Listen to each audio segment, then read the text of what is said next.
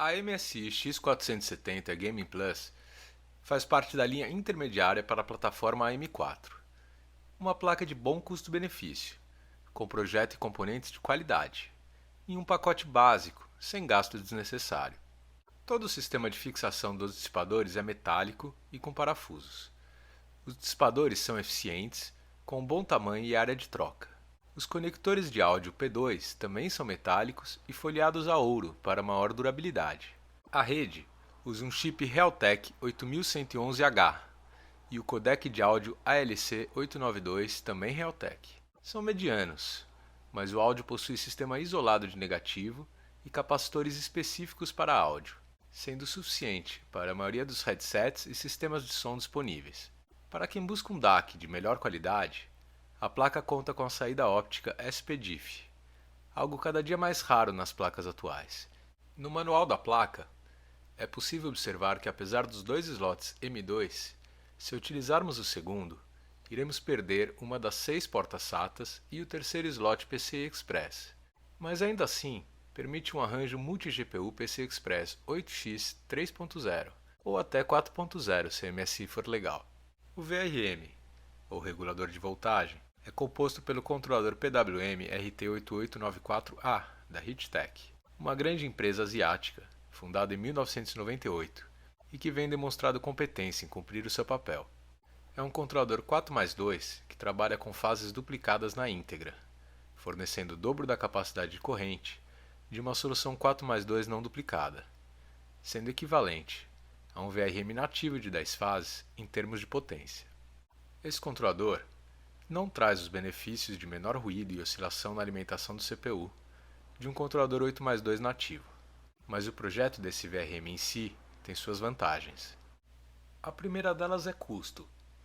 É uma placa que custa R$ 869 na GK Info Store, e não R$ 1.120, como a Asus Prime Pro, que possui um VRM 6+2 nativo. A segunda delas está na complexidade e confiabilidade da implementação. Um controlador 4+2 requer muito menos componentes que um 8+2 e também um circuito mais simples.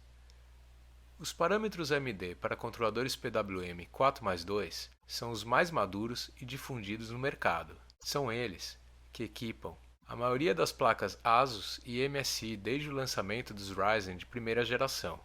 Circuitos com MOSFETs de alta e de baixa independentes são mais simples que os Power Stages integrados, utilizados em VRMs mais caros, e contam ainda com uma área de dissipação 2 vezes maior, para um número menor de transistores, sendo menos propensos a falharem ou superaquecerem.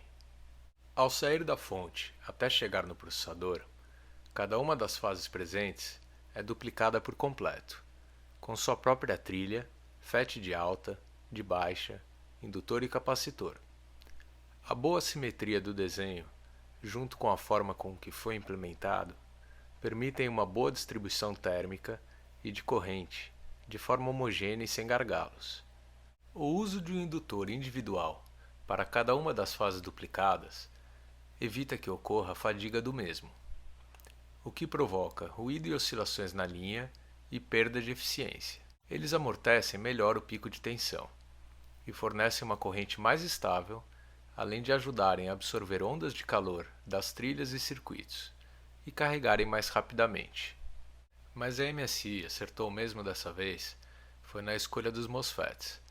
Preferiu gastar 45% a mais em MOSFET que a Gigabyte e Asus, em modelos concorrentes, e pelo menos 3 vezes a mais que os utilizados nas ASRock, alguns modelos da Biostar e da própria MSI, como os Nicos e Sinopower. Os MOSFETs escolhidos para o lado alto são os onsemi 4C029N.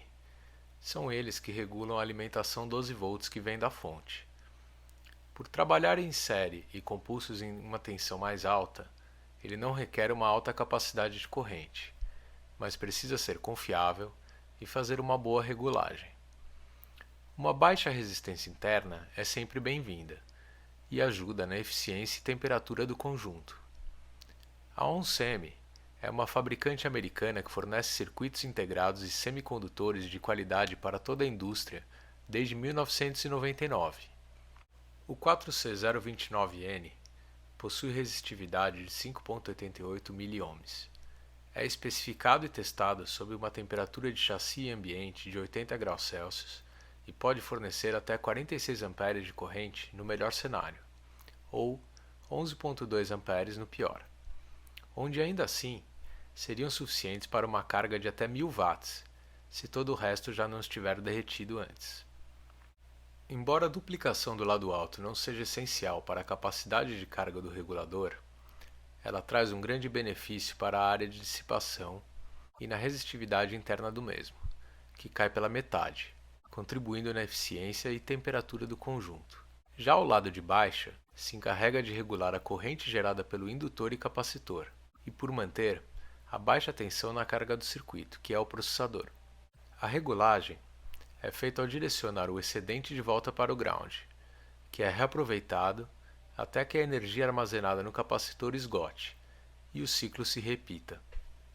Esse MOSFET é o que trabalha mais e sofre as cargas mais severas, mas além de uma boa capacidade de corrente, ele precisa também de uma baixa impedância, ou resistividade, pois ele que atua entre a carga e o ground, que é 0 V. Uma alta resistividade significa que parte da tensão do circuito, quando fechado, não é descarregada, e gera flutuação e ruído no V-core, além de calor e menor eficiência energética.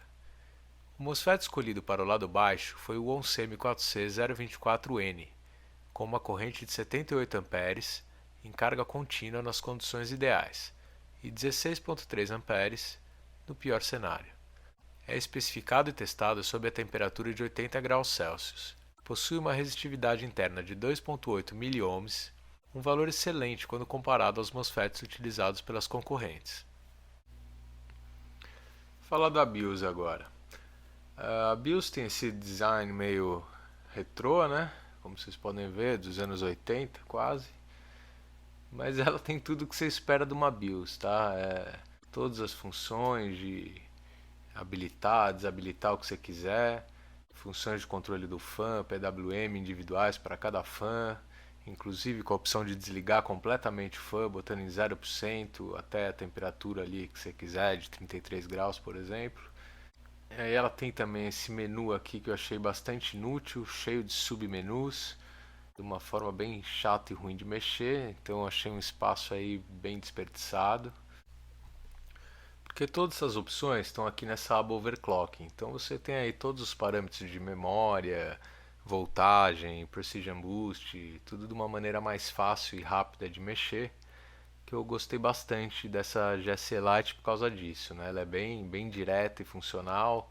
Nesse menu Digital Power a gente tem o Load Line Calibration, que varia do mais agressivo para o mais suave, né? Sendo o mais suave o maior número, o Mode 1 sendo o mais agressivo.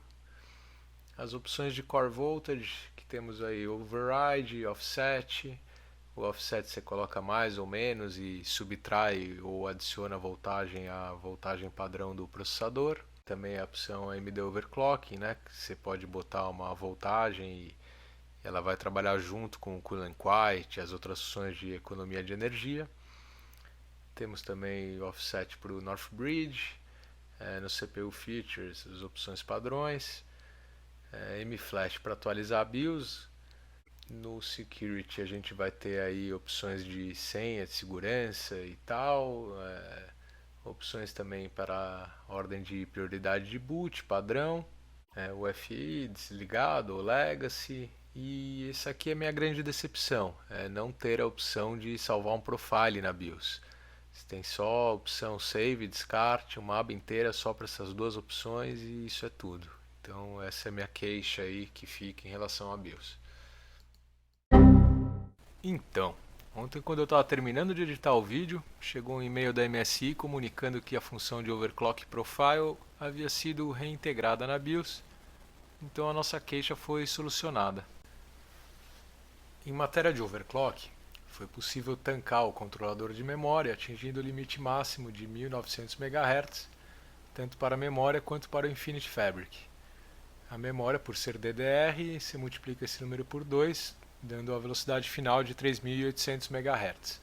A tensão do processador se mantém extremamente estável quando em carga plena, e o VRM trabalha com folga em 48 graus Celsius, levando o 3600 ao limite do Gamax 400, com a temperatura do processador próxima ao limite operacional de 90 graus Celsius. Com os dados sobre o VRM em mãos e a ajuda de uma ferramenta que desenvolvi, podemos calcular o limite prático do VRM e dimensionar o overclock de maneira segura. A calculadora VRM também nos permite comparações com outras placas e será disponibilizada em breve, assim que toda a lógica envolvida estiver madura e confiável. Após inserir os dados do regulador de tensão e ajustar com os dados aferidos, obtemos uma potência nominal de 178 watts para o CPU e 206 watts para o VRM completo, sob uma temperatura estimada de 73 graus Celsius quando em carga máxima. Potência o suficiente para satisfazer um 3900X com overclock manual em 1.4 volts, por exemplo. Se pretende usar um 3950X e morar em um lugar quente, melhor procurar uma X570 das mais parrudas mesmo. É recomendável verificar se a temperatura do VRM, que é medida pelo sensor da placa-mãe, é confiável, realizando a aferição com o uso de sofisticados termômetros a laser de última geração. Mas e o conector ATX extra de 4 pinos para o processador? Serve para algo? Bom, se você pretende blocar o seu VRM com refrigeração líquida e radiadores bem dimensionados, você consegue sim extrapolar o limite de 400 watts do ATX de 8 pinos, sendo ainda capaz de fornecer mais de 600 watts quando sob refrigeração extrema, como gelo seco, refrigeração ativa com compressor, o chiller, ou nitrogênio líquido. Conclusão: caso queira uma placa que tenha BIOS bonitinha, com fãs girando e funções RGB, essa placa não é o que procura. Mas para você que busca uma placa estável com boa durabilidade e custo-benefício, e ainda as capacidades de expansão que o chipset X470 oferece, minha dica é: só vai. A capacidade de overclock de memória está entre as melhores do mercado, e conta com um regulador de tensão suficiente para levar com tranquilidade um 3900X com um over moderado. Dentre as várias placas com VRM 4+2, duplicados ou não, essa é uma das melhores. Traz uma excelente regulagem de tensão, com o uso de um layout enxuto, com a escolha correta dos componentes e um envelope térmico extraordinário.